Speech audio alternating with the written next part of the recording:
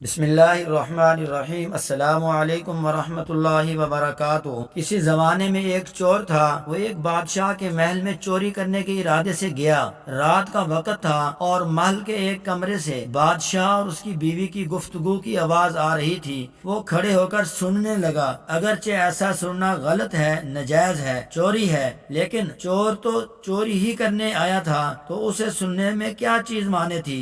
آخر وہ چور ہی تو تھا۔ اس چور نے سنا کہ بادشاہ اپنی بیوی سے کہہ رہا ہے کہ میں اپنی بیٹی کی شادی ایسے آدمی سے کروں گا جو نہایت متقی اور پرہیزگار ہو، بہت اللہ والا ہو۔ جب چور یہ بات سن رہا تھا تو اس کے دل میں خیال آیا کہ کیوں نہ میں کچھ ایسا بن کر دکھاؤں کہ بادشاہ میرے ہی ساتھ شہزادی کی شادی کر دے۔ دل میں ایک حرص پیدا ہو گئی۔ اب وہ چوری کرنا تو بھول گیا، لیکن دھوکہ دینے پر اتر آیا اور گھر جا کر بہت دیر تک سوچنے لگا کہ کس طرح میں اس بات میں کامیاب ہو سکتا ہوں۔ پھر ایک تدبیر اس کی سمجھ میں آئی کہ بادشاہ کے محل کے قریب ایک مسجد ہے، اس میں جا کر بزرگانہ لباس پہن کر اور ان کی وضاقتہ اختیار کر کے وہاں دن رات عبادت میں مشغول ہو کر بیٹھ جاؤں تو شاید یہ بات بادشاہ تک ضرور پہنچے گی کہ کوئی آدمی یہاں ایسا متقی پرہیزگار ہے جو دن رات اللہ کی عبادت میں مصروف ہے، تو ہو سکتا ہے کہ بادشاہ کی نگاہ میرے اوپر پڑ جائے اور میں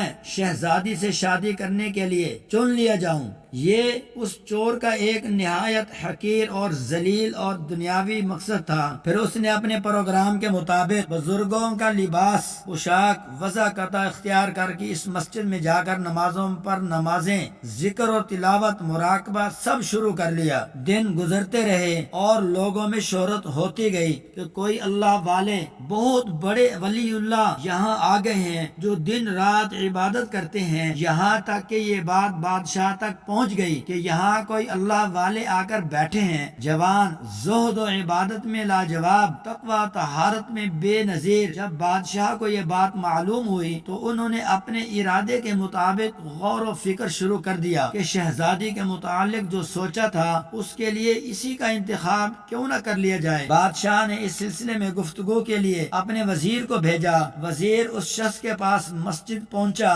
اور با ادب ہو کر اس سے کہا کہ میں آپ کی خدمت عالیہ میں بادشاہ کی طرف سے ایک پیغام لے کر آیا ہوں۔ اس نے پوچھا کہ کیا پیغام ہے؟ وزیر نے بتایا کہ بادشاہ نے کئی سال پہلے یہ فیصلہ کیا تھا کہ وہ اپنی بیٹی کا نکاح ایک ایسے شخص سے کریں گے جو بڑا متقی و پرہیزگار ہو، اللہ والا ہو، اور وہ اس کی تلاش میں تھے۔ ان کی جو نظر گئی تو نظر انتخاب آپ پر آ کر رک گئی، لہذا بادشاہ نے مجھے بھیجا ہے کہ اس سلسلے میں آپ سے گفتگو کروں۔ یہ شخص جو دراصل اسی تمنا اور آرزو میں یہاں آ کر بیٹھا تھا، بہت دیر تک وزیر کی گفتگو سنتا رہا۔ اس کے بعد اس کی آنکھوں سے آنسو جاری ہو گئے۔ وزیر نے پوچھا کیا بات ہے؟ تو کہنے لگا کہ آج جو پیغام لے کر آپ آئے ہیں یہ پیغام مجھے منظور نہیں۔ وزیر نے کہا کیوں منظور نہیں؟ اس شخص نے کہا کہ دیکھیے، میں صاف صاف بات آپ کو بتاتا ہوں کہ میں